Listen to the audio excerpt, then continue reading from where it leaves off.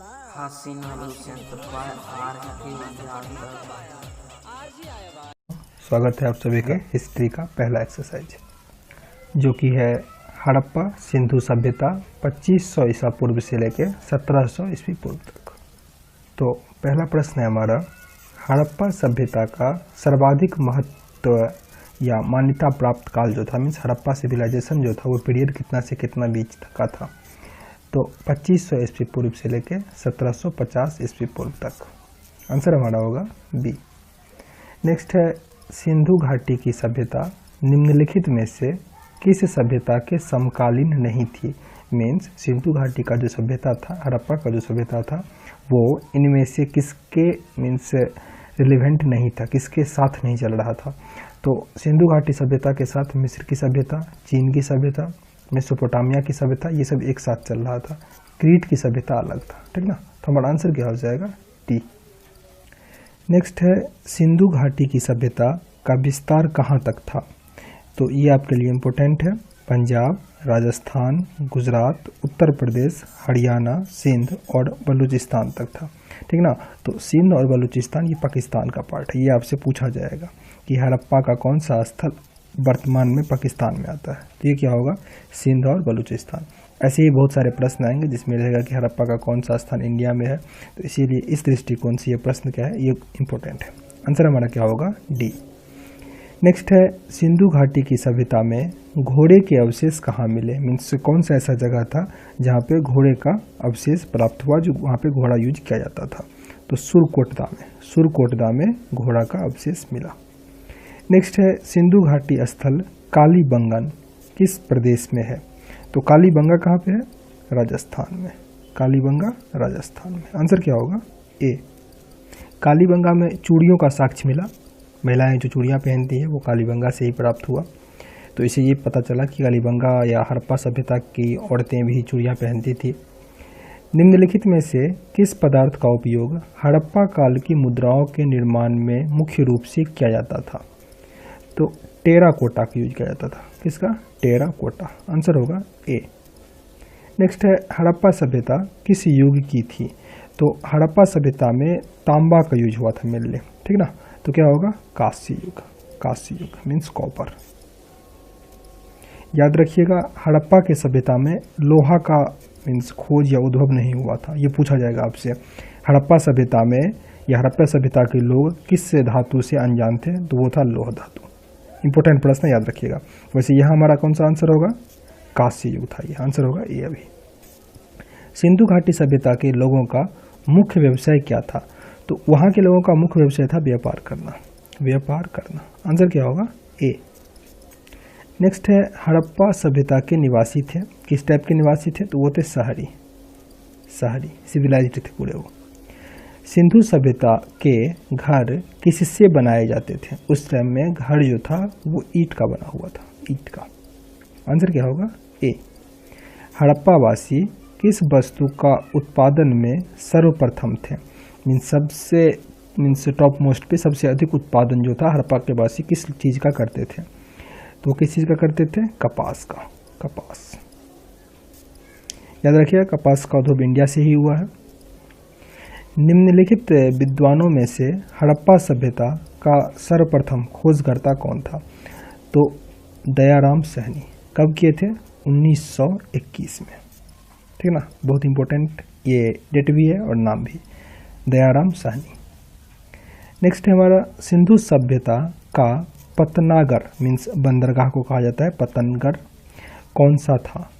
तो वहाँ पे बहुत सारे मीन्स बंदरगाह थे, लेकिन इसके ऑप्शन के अकॉर्डिंग लोथल था, ठीक ना। लोथल। आंसर क्या होगा, बी। पैमाने की खोज ने यह सिद्ध कर दिया कि सिंधु घाटी के लोग माप और तौल से परिचित थे। यह खोज कहाँ पर हुई। ये हुई थी चंदुद्रो में। कहाँ पे, चंदहुद्रो में। आंसर क्या होगा, सी। और याद रखिएगा, वर्तमान में माप और तौल का जो वो हेडक्वार्टर है मेजरमेंट का, वो है फ्रांस में। इंपॉर्टेंट है ये प्रश्न आपके लिए जनरल अवेयरनेस के पर्पज से। नेक्स्ट है, हड़प्पा कालीन समाज किस वर्गों में विभक्त था। तो वहाँ पे विद्वान, योद्धा, व्यापारी और श्रमिक थे। मीन्स ये सब मिलके वहाँ पे रहते थे, विद्वान, योद्धा, व्यापारी और श्रमिक। वहाँ पे कास्टिसिज्म अधिक नहीं था, ठीक ना, इस पे अकॉर्डिंग बंटवारा था।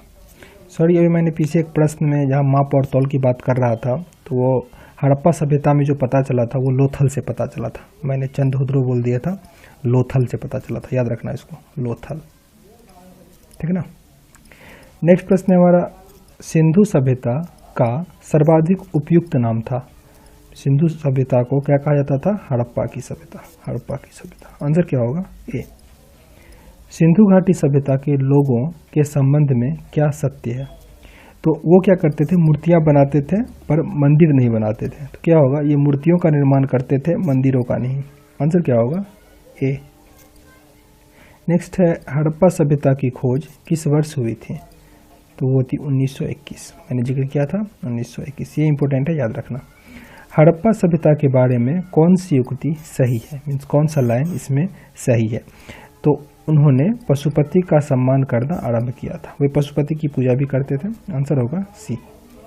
हड़प्पा के लोगों की सामाजिक पद्धति थी, किस टाइप की पद्धति थी वो लोग यूज करते थे? तो उचित समतावादी था, उचित समतावादी। देखो यहाँ पे वर्ण आधारित नहीं था, दास भी नहीं था, जाति भी नहीं था, ठीक ना। मेनली वो सब बिजनेस ओरिएंटेड, मीन्स जो जिस टाइप के बिजनेस से रिलेट करते था उस आधार पे वो वर्ग को बांटा था, तो उचित समतावादी था। आंसर क्या होगा? ए। नेक्स्ट है, सिंध का नखलिस्तान या बाग हड़प्पा सभ्यता के किस पूरा स्थल को कहा जाता था? तो उस मोहनजोदड़ो को कहा जाता था, मोहनजोदड़ो। हड़प्पा सभ्यता के पूर्ण क्षेत्र का आकार किस प्रकार था? मीन्स किस शेप का था वो? त्रिभुजाकार, त्रिभुजाकार। नेक्स्ट है, यहाँ पे हमने सुमेलित करना है। तो हड़प्पा जो था रावी नदी के किनारे था, मोहनजोदड़ो सिंधु, लोथल भोगवा और कालीबंगा घंघर, ठीक ना। तो हमारा आंसर क्या हो जाएगा? ए। नेक्स्ट है, हड़प्पा सभ्यता के अंतर्गत हल से जोते गए खेतों का साक्ष्य कहाँ से मिला? ये बहुत इंपॉर्टेंट प्रश्न है, पूछा जाता है। जुते हुए खेत का साक्ष्य कहाँ से मिला? तो कालीबंगा, कालीबंगा। आंसर क्या होगा? सी। सैंधव सभ्यता के ईंटों का अलंकरण किस स्थान पे मिला? मीन्स ईंट का बना हुआ सामान मेनली कहाँ पे मिला? तो अलंकरण की बात करें तो कालीबंगा, लेकिन ईंट का बड़ा बड़ा स्नानागार कहाँ से मिला? तो वो मिला मोहनजोदड़ो से, ठीक ना। इस प्रश्न को ध्यान रखिएगा। मोहनजोदड़ो कहाँ स्थित है? वो स्थित है सिंध में, सिंध। सिंधु सभ्यता के बृहद स्नानागार कहाँ पाए गए? तो ये पाया गया था मोहनजोदड़ो, मोहनजोदड़ो। बहुत इंपॉर्टेंट प्रश्न है ये। नेक्स्ट है हमारा, सिंधु सभ्यता की मुद्रा में किस देवता के समतुल्य चित्रण मिलता था? इसमें आद्य शिव थे, आद्य शिव। Answer A. नेक्स्ट है, निम्नलिखित में से कौन सा हड़प्पा कालीन स्थल गुजरात में था? तो लोथल था गुजरात में, लोथल। मोहनजोदड़ो को किस एक अन्य नाम से भी जाना जाता था? तो उसे कहा जाता था मृतकों का टीला। बहुत इंपॉर्टेंट है, माउंट ऑफ डेड। आंसर क्या होगा? ए। मीन्स मोहनजोदड़ो को मृतकों का टीला कहा जाता था। हड़प्पा सभ्यता का प्रचलित नाम क्या था? तो उस टाइम इसको कहा जाता था सिंधु घाटी की सभ्यता, सिंधु घाटी की सभ्यता। नेक्स्ट है, सैंधव स्थलों के उत्खनन से प्राप्त मोहरों पर निम्नलिखित में से किस पशु का सर्वाधिक उत्कर्ष था? इसका था बैल का, बैल। सिंधु घाटी सभ्यता जानी जाती है अपने नगर नियोजन के लिए। किसके लिए? अपने नगर नियोजन के लिए। नेक्स्ट प्रश्न है, सिंधु सभ्यता का कौन सा स्थल भारत में स्थित है? मैंने कहा था ऐसे बहुत सारे प्रश्न आते हैं, पूछा जाएगा। तो लोथल, लोथल राजस्थान में है, तो वो कहाँ पे है? भारत में ही। भारत में खोजा गया सबसे पहला पुराना शहर कौन सा था? तो भारत की बात की जा रही है, हड़प्पा। वैसे भी हड़प्पा ही था। आंसर क्या है? ए। भारत में चांदी की उपलब्धता के प्राचीनतम साक्ष्य कहाँ मिलते हैं? मीन्स कहाँ पे चांदी का यूज किया जाता था? हड़प्पा संस्कृति में। कहाँ पे? हड़प्पा संस्कृति। अच्छा, स्वर्ण युग किसे कहा जाता था? ये आप मुझे कमेंट बॉक्स में बताओगे। मीन्स किसके शासनकाल को स्वर्ण युग कहा जाता था? तो ये आप मुझे कमेंट बॉक्स में बताओ। नेक्स्ट हमारा है, सिंधु सभ्यता के बारे में कौन सा कथन असत्य है? मीन्स कौन सा कथन गलत है? तो यहाँ पे नगरों में नलियों की सुदृढ़ व्यवस्था थी, बिल्कुल। व्यापार और वाणिज्य उन्नत दशा में था, बिल्कुल सही है। मारुति देवी की उपासना की जाती थी, यह भी सही है। यहाँ के लोग लोहे से परिचित थे, ये गलत है, मैंने पहले ही बोल दिया था। यहाँ के लोग लोहे नहीं यूज करते थे, नहीं पता था। नेक्स्ट है हमारा सुमेलित करना है। तो सिंधु सभ्यता का उत्तरी सीमा जो था उसे मांडा का था, जम्मू कश्मीर तक था। दक्षिणी सीमा की बात करें तो दैमाबाद महाराष्ट्र। पूर्वी सीमा जो था आलमगीरपुर उत्तर प्रदेश में, और पश्चिमी सीमा सुतकोडवर बलूचिस्तान में। आंसर क्या है? ए। नेक्स्ट है मांडा किस नदी के किनारे स्थित है?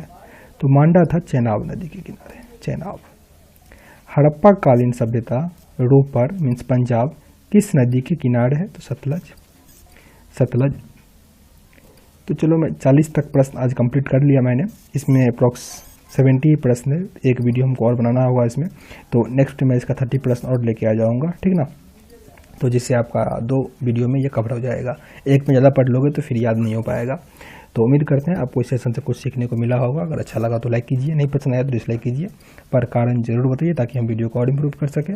और अगर आप चैनल पर नए हैं तो प्लीज़ सब्सक्राइब कीजिए और अपने दोस्तों के साथ भी शेयर कीजिए ताकि उनको भी फायदा हो। मिलते हैं नेक्स्ट वीडियो में, तब तक के लिए जय हिंद।